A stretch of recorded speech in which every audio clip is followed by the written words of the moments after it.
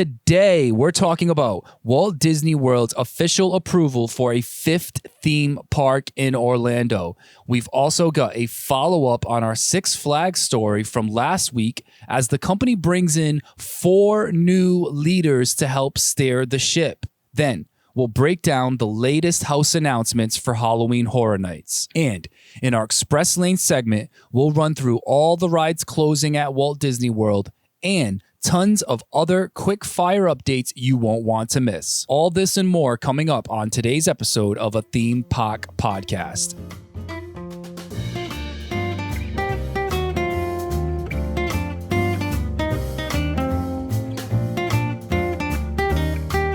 What's good, everybody? Welcome back to another episode of a Theme Park Podcast. I'm your host, Frankie Screams, back with you again on another lovely Monday afternoon. It is June 30th, 2025. Here we are, episode 9, back at it again.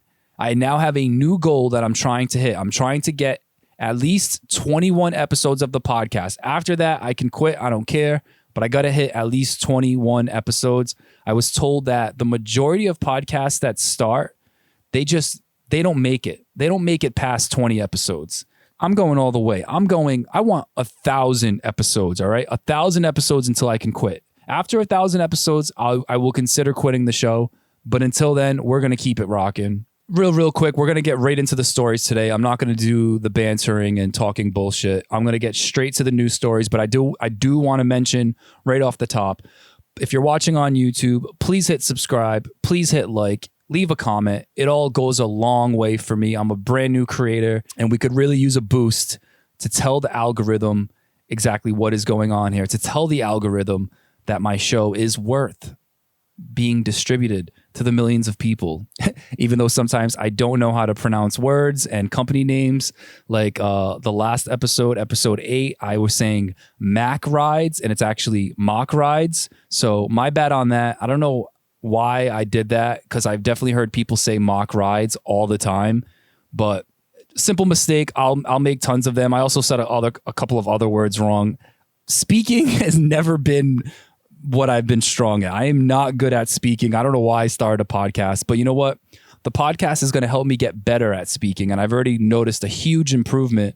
I'm sure if you've been listening since the early episodes, you guys have as well. So thanks for bearing with me as I learn how to speak the English language. Like I said, we're not going to get into the bantering stuff. If you're listening on a podcast platform, make sure you subscribe, leave a 5-star review. Like I said, it goes a long way.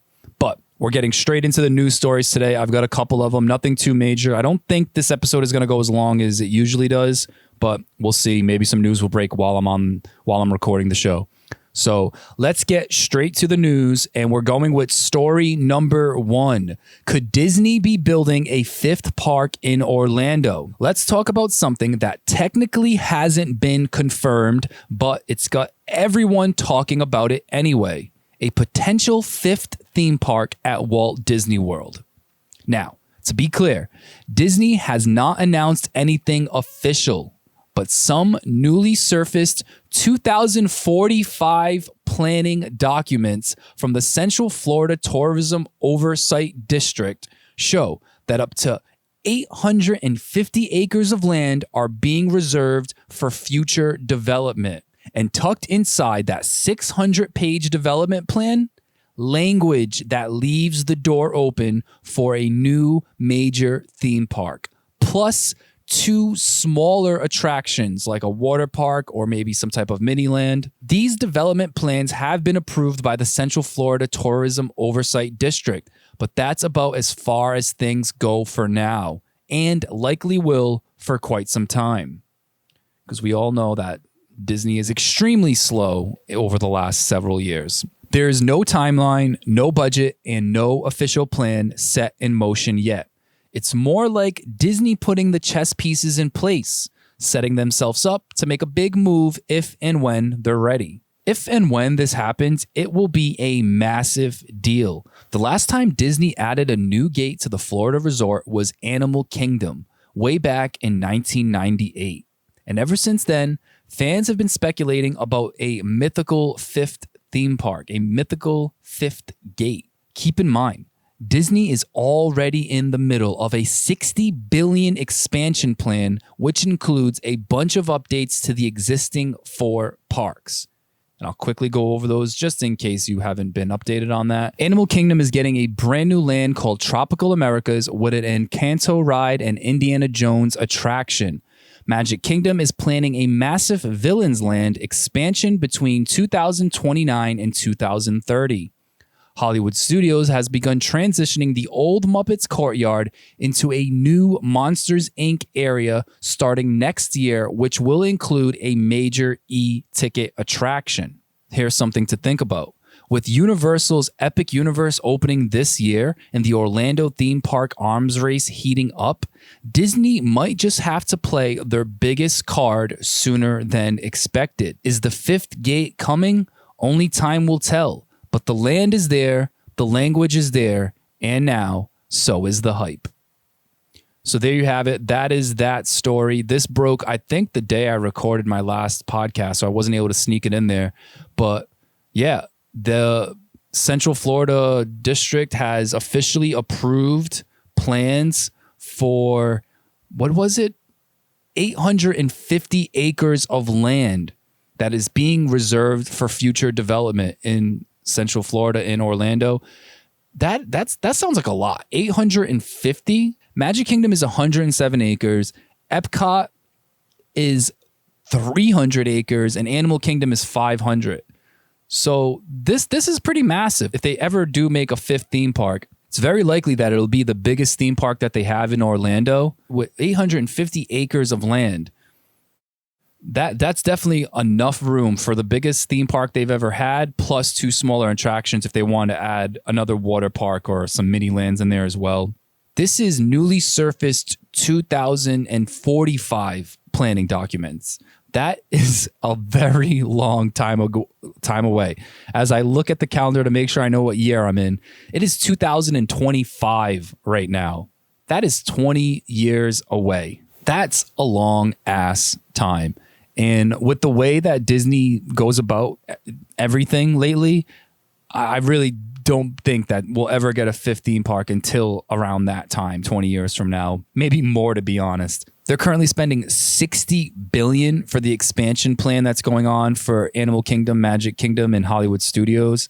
Not to mention all the money that they just spent on Epcot's updates. With the way things are going, I really don't see them pulling the trigger on this and opening up a 5th theme park sooner. I'm seeing a lot of people speculate online saying that they think it could happen, especially with Universal is starting to catch up to Disney World in Orlando as far as market share goes. So if Disney wants to continue holding most of the market share in Orlando, they might have to open a 5th theme park, but time will tell.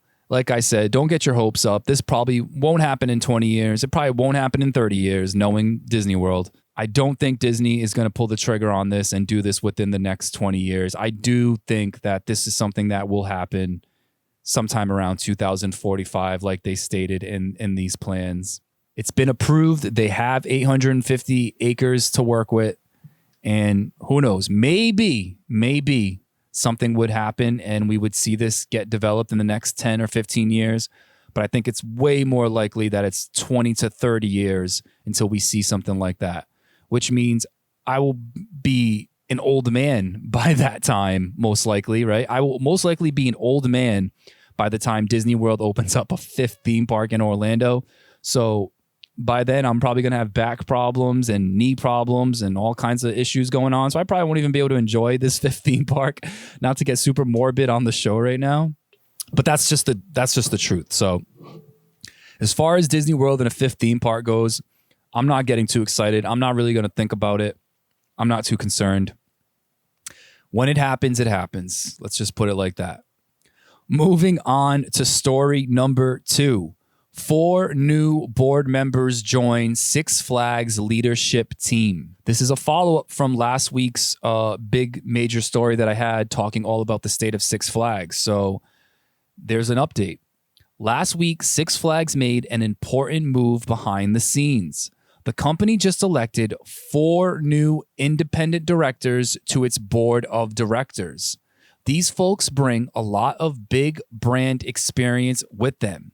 We're talking Cracker Barrel, Disney, Virgin, even Books A Million and Dollar General. These are serious, seasoned corporate leaders. The idea here is that this fresh group of business minds will help steer Six Flags in a better direction. The executive chairman, Salim Bazoul, said these new additions reflect the company's core values and business goals. And he's confident they'll help push Six Flags towards sustained growth and success.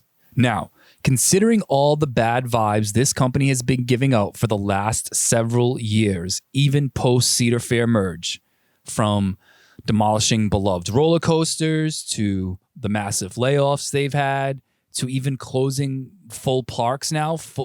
Six Flags America is being closed for good, permanent closure after this current season. This board refresh could be a sign that Six Flags knows it needs help. No shit, Sherlock. That's all I have for that story, and I'll riff a little bit on it. But I just want to say, these 4 new independent directors to its board of directors, these aren't theme park people. One of them does have some Disney experience, but the rest of them come from corporate backgrounds. These are people that know business, they know corporate structure. That's what they're good at. So do I have high hopes that these 4 people are going to figure things out and get Six Flags back on track? I'm going to save my judgment. I'm going to save my opinion on that. I'm going to give them a little bit of time and see what kind of changes they make over these next 6 months. I'll give them 6 months. 6 months time. Let's see what kind of plans they put out there, what kind of information gets released, what kind of changes are made, more importantly, what kind of changes are made at Six Flags over these next several months to a year. That's what I want to see. I'm not going to start judging these people and say that they're not good for the job, good for the positions that they're in. I'm going to save it. I'm going to wait. Let's give it some time. Let's see what they come up with. What I will say is this company needs some vision. This company needs some long-term ideas. This company needs to start developing what the future of the parks can look like over the next 20, even 10 years, 5 years from now. We need something different. We can't, like I said in last week's episode, those parks are stale. The IP that they have is stale. And I do want to get into it because I know I might have rage baited a couple of people by accident. I didn't mean to. A lot of people were upset that I said that specifically DC Comics is stale. I don't think DC Comics is stale. Clearly it's not, right? Batman is still really popular. Superman's got a new movie dropping. What I really meant by that was that DC Comics at Six Flags is very stale. They've been leaning on it for decades now. They don't really change much about it. They put the IP on all their major attractions, and I just think that has gotten very old. It's time for Six Flags to invest in some new IPs. There's a lot of IP out there that Universal and Disney World haven't touched yet. There's IPs like I put out a short and I kind of threw up a couple of IPs that Disney and Universal doesn't have as I was talking about it. One of them was Roblox. The other one was Minecraft, the WWE, Mr. Beast. You can do a Mr. Beast ride or experience. I think that could be something, some kind of like Mr. Beast show or competition that happens like 5 times a day, you know, like in the kind of same style as a Mr. Beast video. There's so many movies out there that Six Flags could grab up.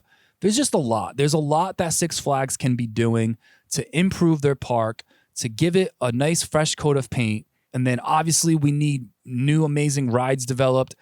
I think Six Flags needs to stop relying on roller coasters and absolutely insane over-the-top flat rides. They need to invest into some dark rides. And I'm saying that as a huge dark ride fan, so it's kind of easy for me to want this stuff and talk about this stuff. But like, I'm not saying you have to become like a Universal or a Disney. You can still be your own thing.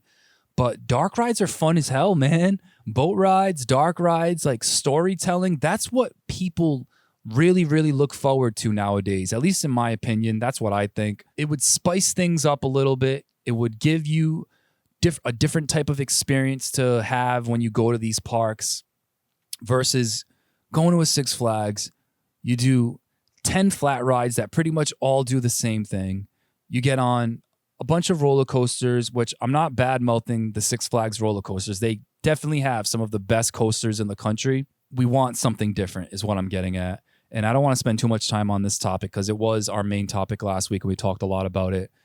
But so I'll cut it there. The big thing to take away from this is they took away all their presidents and now they're putting in 4 new independent directors to its board of directors. And these people are going to be responsible for the future of Six Flags and overseeing everything. So let's see how they do. That's all I got for you, Six Flags. Moving on, story number 3. 4 new Halloween Horror Nights original houses have been revealed. Universal just dropped a terrifying batch of original haunted houses for this year's Halloween Horror Nights. And let's just say they're coming in full force with all sorts of differently themed houses. We got 3 Orlando houses and 1 for Hollywood. Let's start with the 3 Orlando houses. The first one that was announced is called Dolls Let's Play Dead. Do you think creepy dolls are unsettling? Well, just wait until those creepy dolls are now life-sized and they're hunting you down, because that's what's happening in this brand new Dolls Let's Play Dead house. This house shrinks you down to the size of a toy and drops you into the nightmarish world of a twisted little girl's imagination. And here's the official description that Universal put out. You're about to become doll-sized and be hunted by toys that have been burnt, melted, and stitched together by a twisted little girl. Then you'll go under her bed and be stalked by toys she's stitched together. You'll end in her creepy Victorian dollhouse where undead horrors await you. Yeah, this one I'm really, really excited for. It's something completely different that haven't done. I don't think they've ever done anything with dolls other than like Chucky and Megan, right? So this is the first house that's themed on original creepy dolls. What gets me super stoked for this house is the fact that the house shrinks you down to the size of a toy. That is going to be surreal to walk through. You're going to feel like you're tiny. You're going to feel like you're a little tiny toy walking through this gigantic world. Sounds like so much fun. Sounds like a blast. It's another completely brand new idea that we've never seen before from Halloween Horror Nights. And I think it's going to be a lot of fun. I think it might end up being one of the best houses of the year, just off the fact that it's so different, especially if they can do a really good job of making you feel like you're toy-sized walking through this house. It's going to be a lot of fun. I'm really excited for that one. I was stoked when that news broke. But okay, yeah, moving on. Then we also have for Orlando, Grave of Flesh. This one dials the nightmare up to 11. You're not just walking into a graveyard, you're walking into your own grave, and deeper still into a flesh-eating underworld, aka you're going to hell. This sounds scary as hell, man. So what it sounds like to me is you're going to enter the gates of hell. You're going to go to the underworld, aka hell, and you're going to get there by walking through a grave. That sounds horrific. It's dark, man. That's really dark shit. But here is Universal's official teaser. Welcome to your funeral, where things are about to go from bad to worse. You'll enter your grave and then the underworld, where flesh eaters who feed on the dead will hunt you for all of eternity. Whew. So yeah, guys, we're going to hell. We're going to hell in Orlando via a grave. It's going to be terrifying. I'm so here for it. And then the third Orlando one is Galkun, Monsters of the North. And I hope I pronounced that right. I probably didn't, let's be honest. But anyway, this one is set in a remote, snow-covered Nordic village. This house taps into myth, folklore, and primal terror. A wicked spirit has risen from the dead, and it's bringing a lot of backup. And here's the little synopsis that they put. In a remote northern village, a wicked being rises from the dead. bringing a horde of monsters and demons from the fjords. And I probably pronounced that wrong too, but we'll keep rolling.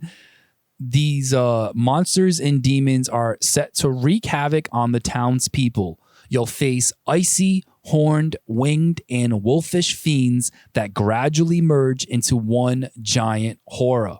Then you'll try to escape the belly of the beast. So this one right here sounds like it could be one of the most atmospheric houses of the year. Just off this artwork that they have, again, just kind of like that doll's house, this sounds like it's going to be really unique, really well done. It's going to take you into a whole different world, whole different vibe compared to everything else that's going on this year at Halloween Horror Nights. I'm so here for it, man. I got to give props to the creative team over there for stepping it up this year when it comes to these original houses and giving us completely different vibes for each house so far. All right, and then the final house that has been announced. This one is exclusively for Hollywood, and it is called Monstros 3. It continues the Monstros series with a terrifying trio of Latin American spirits. Expect intense visuals, a spiritual edge, and some of the most cultural horror stories in the entire event. And that's all I got for that one. I do want to just keep the show moving along and not spend too much time on Halloween Horror Nights today. We have plenty of time to talk about Halloween Horror Nights in the future, so I'm going to keep it moving. That's it for today's main stories. Just 3. They're all pretty short. Nothing too crazy on that front. So now let's move on to the new segment that we introduced last week. It is called the Express Lane. It's time to hit the Express Lane, your fast pass through the latest theme park stories you need to know about. Some of these are going to be just quick headlines, and others will pump the brakes on for a bit longer and break it down a little bit. And as always, if something catches your ear, go check it out after the show. Jump on Google, jump on ChatGPT, whatever the hell you guys are using these days, and look more into the details. All right, here we go. We're going to start off with Disney news, and then we'll work our way into Universal. Ride refurbishments and closures across Disney World. Buzz Lightyear closes August 4th for a new scenes and vehicle update. A way better shooter system is coming. It's already been slightly teased. A couple of months ago, the Imagineers put out a video showing what the new technology is like. So look out for that. The new Buzz Lightyear closure begins August 4th. We do not know how long it's going to take. So get your rides in before August 4th if you want to experience the current Buzz Lightyear ride. Let's get into the next one. This one's for Epcot. Spaceship Earth is closing on August 25th for routine work. Under the Sea will be closing July 21st through the 26th. It's just a quick little routine work, some quick updates that they're making for that. So nothing too crazy with that one. The next one is Indiana Jones Single Rider returns at Disneyland. As of June 27th, the single rider line is back for Indy. New laminated passes help streamline entry, but remember, it's not always faster and you may still wait. Next one, Hall of Presidents has reopened. The Hall of Presidents at Magic Kingdom is once again open after its latest update. Next one, 40% off dining for pass holders in July. Walt Disney World's VIP pass holder days are back. From July 1st through 31st, enjoy 40% off select dining locations Monday through Thursday only. Some of the places are Coral Reef, Tiffin's, Whispering Canyon, and more. Next one, Goodbye Tom Sawyer Island. Disney has filed permits for demolition, with the last day to visit Tom Sawyer Island and ride Liberty Square Riverboat being July 6th. The area is making way for a new National Parks themed Cars expansion in Frontierland. Reminder, the riverboat opens 1 hour early each day until its closure. And it's also worth noting while I'm on that topic, it's another reminder, the Walt Disney Railroad will soon stop its full loop around Magic Kingdom. So starting July 7th, it will operate under a modified route. The attraction will only operate as a shuttle between Main Street Station and Fantasyland Station. This is a temp adjustment as the Rivers of America are being redeveloped. And then the last Disney one that I have in the Express Lane today, Disney Starlight Parade maxes out reservations. Magic Kingdom Park passes for annual pass holders are already sold out for July 20th, the premiere of the new nighttime parade, Disney Starlight Dream the Night Away. Couple weeks back, I gave you guys the warning. I let you guys know that Disney Starlight Parade was going to be a huge hit. And we had a feeling that the first couple of days were going to sell out. And it looks like we have just that. The opening day, July 20th, is officially sold out for annual pass holders. You will not be able to make reservations to go to the park that day any longer. All right, guys, that was it for the Disney Express Lane. Moving on to some Universal news. Universal UK expansion update. I believe this is the first time we're talking about this on the show, by the way. Universal has officially submitted a special development order in the UK, taking the next major step toward building a brand new theme park overseas. While the project has been casually referred to as Universal Studios Great Britain, no official name for the park has been confirmed yet. In their filing, Universal described the development as an entertainment resort complex featuring a world-class theme park with several themed lands and a variety of retail, dining, and entertainment experiences. So it's just another step forward for Universal getting this UK theme park opened up. I guess the next step now is to wait and see what the UK says about their plans. Obviously, this is happening 125%. This park is happening, but you got to go through legal mumbo jumbo bullshit to get through certain things before you can start building and things like that. You guys know how it is. So we'll see how that all plays out. We'll wait for updates, and I'm sure we'll have those soon for you. Wicked Meet and Greet arrives at Universal Orlando. Starting June 23rd and running through August 10th, Universal Studios Florida guests can meet Elphaba and Glinda as part of the Wicked the Experience. Catch them now before they melt away. And that is taking place in the Wicked store at Universal Studios. Universal Orlando Annual Pass Holder Appreciation Nights return. Mark your calendars. August 15th and 16th from 7 p.m. to 11 p.m. Free exclusive access for annual pass holders with open rides, rare characters, and more. Reservations are required starting June 26th, so they are already taking those. So yeah, that's coming up very soon. Moving on, this is a big one. This is a big update. You guys ready for this one? Pizza Moon at Epic Universe is now allowing guests to take food outside of the restaurant. If you weren't in Facebook groups and Reddit posts seeing all of this, at Pizza Moon, people were trying to get to-go boxes for the longest time, and they would not give you anything, and they would actually, I believe, tell you that you couldn't leave with your pizza. So it was either eat your pizza in the restaurant or fucking throw it away, because they weren't giving you any kind of to-go boxes. Up until now, Orlando's Pizza Moon now lets you take your leftovers with you. Finally, grab a box and bounce. It's a really cool looking box. At the end of the day, I don't think Universal was trying to really tell people they couldn't leave the restaurant with the pizza. They just didn't have anything ready to give them. And Universal, I don't think they were about to just like go to Walmart and grab like some random plain old boxes to give you to walk out of the restaurant with your pizza. They needed to develop their own boxes. That's what it came down to. They needed to put their branding on it. That's what's important to them, especially for one of the most popular restaurants in Universal. So now that they have their themed original pizza boxes to give you, you can leave the restaurant with your pizza. There was a lot of upset people who couldn't get to-go boxes. Now they can shut up. Oh my God, man. I can't believe that's news, by the way. And then the final story for the Express Lane today. This is a big one, man. You guys know that I've been closely paying attention to this. I've been reporting every little detail about this, and I will continue to do so. I didn't see this one coming, but holy shit, guys. Universal Horror Unleashed is opening a second location in Chicago. The horror is expanding. A second year-round Universal Horror Unleashed location is opening in 2027. It's going to be located in the former Chicago Tribune printing plant. Like the Las Vegas version, expect immersive haunted houses, themed food and drink, and tons of horror merchandise. This is part of Universal's big strategy to bring their brand to more cities. Wow.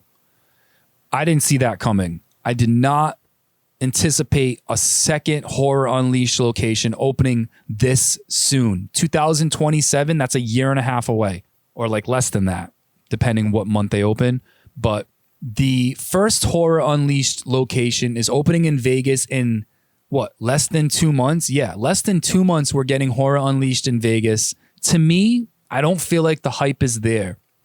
I don't feel like they're putting enough marketing behind Horror Unleashed opening in Las Vegas in less than 2 months. Seems like nobody's talking about this. Universal themselves is barely talking about this. Where are the trailers? Where are the commercials? Where are the podcasts about this? I did a whole specific video. It's a video only that I made a couple weeks ago talking all about Horror Unleashed. It's about a 45-minute video. I broke down the trailer for the newest Monsters house that they have coming. I broke down this really weak interview that they did with one of the creative members. And then I also broke down an insightful interview they did with USA Today. All of the stuff that I'm reading and learning about, it gets me hyped as hell. I'm totally stoked for it, but feels like the rest of the world doesn't even know what's happening. So I'm interested to see what these next few weeks are like. They better go into overdrive with promoting this because I really don't want this to be a failure. A year-round haunted house, mega haunted house, sounds like such a cool experience, and I hope that it can last and it can survive. A lot of people don't think it will. A lot of people think that Universal is expanding way too fast, way too rapidly, and I would really love for them to prove those doubters wrong. I was talking to my friend Corey about this, and we came to the conclusion that Universal probably doesn't have to go too crazy with the marketing, because when you're in that Las Vegas bubble, that Las Vegas bubble is like its own world. Millions and millions of tourists come to Las Vegas every single year, every single day, every single month, whatever it is. It's its own world, Las Vegas. People go there, with their plans, whatever it could be, whatever their main plans are. But they know that they're in Vegas and there's hundreds of things for them to do. And a lot of people just kind of like to go with the flow and see what's being promoted and see what sparks their interest, and then they'll go check it out. But they're not making plans like when you make plans to go to Orlando, where you're making schedules and filling up all of your time with things to do because there's so much to do. I think it's a little different for people that go to Las Vegas. Las Vegas is not for kids. It's mainly for adults. People go there with the intent to check out like one or two things, like maybe some people are going there to just party and gamble, and then they pick up extra things to do. They go check out a magic show. They go check out a concert. Maybe they're going to the Sphere. Maybe somebody hands them a flyer and it says Horror Unleashed, year-round haunted house attraction. And they say, oh, what's this? I never heard of this. This sounds like fun. Let's go check this out. That is I think that might be what they're relying on as far as marketing goes. I think they're relying on the inner Las Vegas bubble. I'm not in Vegas, so I don't know what it's like, but I'm guessing there's billboards everywhere promoting Horror Unleashed opening. I'm guessing pretty soon, once it opens, they're going to have those people standing on the strip, handing out the flyers that tell you to go check out Horror Unleashed. I'm guessing that's where a lot of the marketing is going to be going. They're going to be promoting within the bubble. But like I said, I really want them to start promoting full force all over the internet, all over traditional media outlets, because I need this to be a success, especially now that they have a second location in Chicago coming in 2027. That's closer to me, which means I can attend it a lot more frequently. We need this to be a success. I will be keeping a close eye on this, as always, to keep you guys updated on everything Universal Horror Unleashed. But major news, man. Did not see that one coming. Chicago getting a Horror Unleashed location. And that'll do it, guys, for the Express Lane today. Couple more minutes with you guys before we wrap things up. We're going to go into our reaction segment of the day. I've got two things I want to react to. The first one is going to be our dumbass of the week. I don't know what's going on with Living with the Land. Last week, we had some dumbass jump off the boat to go grab his phone that he dropped. And now today, a video is out there. This video came out a couple of days ago, where a guest dips a cooling towel in the Living with the Land water at Epcot. This is coming from WDNT.com. A video circulating on TikTok and Instagram shows a guest on Living with the Land in Epcot dipping their cooling towel in the ride's water flume. I'm going to react to this dumbass of the week. Same exact spot, too. Same exact spot as last week. What a dumbass. Are you fucking stupid? Oh my goodness. What a fucking moron, bro. I don't care how warm it is. You mean to tell me that this towel that you're going to put around your neck, you dipped into the water from Living with the Land? Do you know how gross that is? That's fucking disgusting, dude. First off, it's disgusting. Second off, it's really not healthy. Who knows what kind of chemicals they're throwing in that water, right? Those aren't chemicals that you want to put on your body, man. Not at all. And as always, let's check out these comments. Does no one have fear of losing a finger anymore? I know. Somebody said, that water is so dirty. Not a dig at Epcot. It's just nature of a water ride. Somebody said, I hate they allow cooling towels for this reason. They dip them everywhere. Rides, fountains, drink coolers. All right. First off, no hating on the cooling towels. We're not getting rid of the cooling towels, all right? I prefer a cooling towel over a fan any day, but I do get what you're saying with people dipping these towels all over the place at these parks. That shit's gross, yo. If you need to get creative to get your cooling towel cold, I 100% get it. But don't put that cooling towel places that other people are going to be touching or drinking from. And that shit is nasty. People are fucking stupid. All right, moving on. And you guys might want to just turn off the episode here if you don't want spoilers for Test Track 3. But I am going to watch a ride POV of the brand new Test Track 3.0. Usually when it comes to new rides, I don't like to know about them. I don't like to watch spoilers, ride POVs, or anything like that. I like to experience it for the first time when I'm on the ride. But for the sake of creating content and because it's a refurb, it's not a brand new ride, I figured, why not? Let's just watch it. This is coming from The Concrete Wanderer on YouTube. The brand new queue, which I was told is highlighting the future of cars. So there's a lot of futuristic vehicles in the room now, in this big room, and they have officially gotten rid of the stupid interactive part of this ride where you customize your car. That is officially gone, and it looks like it's just replaced with futuristic cars skipping around. All right, and here we go. There's your brand new ride vehicles. Nice little update. They look like futuristic cars. We went over that a couple weeks ago when I was trying to make sense of what I was seeing in that one scene. And here is that new room that I don't understand the technology behind. Wow, look at that. That was done really, really nice. Let's go back. Let's watch that one more time before it launches. This scene right here, like I said, I cannot make sense of how they do this. But it looks absolutely fantastic. And I wish they would do more of it on the ride, but I don't think they do. I think that's the only time something like that happens. Then it launches you. Oh, there's a little bit more of it. Okay. I was built for this. Tomorrow's roads will be built with technology too, like inductive charging to help keep you powered up. Turns you around. I think this is the next launch. Yep. Another launch. Power transfer. Well, this is cool. Change how your car looks with the with that video wall effect.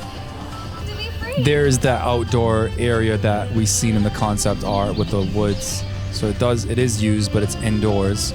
They did a good job, and they did this really quick too. So I gotta give Disney props on this one. This looks way better than 2.0 in my opinion. And then right before the outdoor portion, they're going to put you in this dome area, dome screen area, which I did get spoiled to me. This room right here. This looks really nice. Nice little finale visual right before it shoots you off into the outdoors, where you would go 62 miles an hour. I believe 62. I could be wrong on that. And then obviously all this is still the same. The track layout outside has not been updated. None of the track layout has been updated. 65 miles an hour. That will do it for the reaction segments of today. And I do have a photo here, actually. Let's see what this photo is. I don't remember. Oh, the new ride pick. So there's your new on-ride photo reveal. This is what it looks like. Stoked to get on that ride. Happy that it's opening in just a couple of weeks. So I'll be able to get on it this October when I'm at the park. All right, guys, we're pretty much done with today's episode. I'm going to do a quick check up on things and make sure that no news stories broke while I was recording today, and then we'll call it a day. Heads up, Lightning Lane is changing in Epcot ahead of the reopening of Test Track. Oh, boy. Here we go. The new Test Track is getting ready to reopen in the park. By the way, this is coming from allears.net.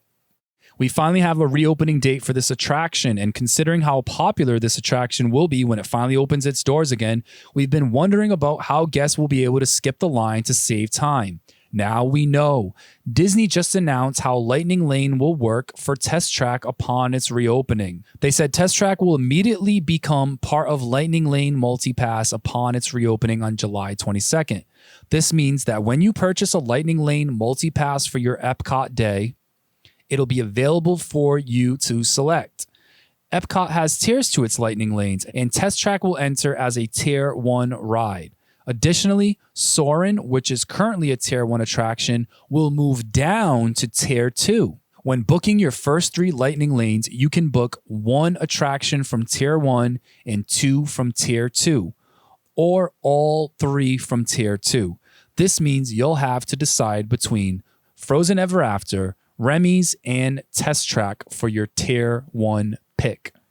Disney also confirmed that there is no virtual queue or Lightning Lane single pass for Test Track.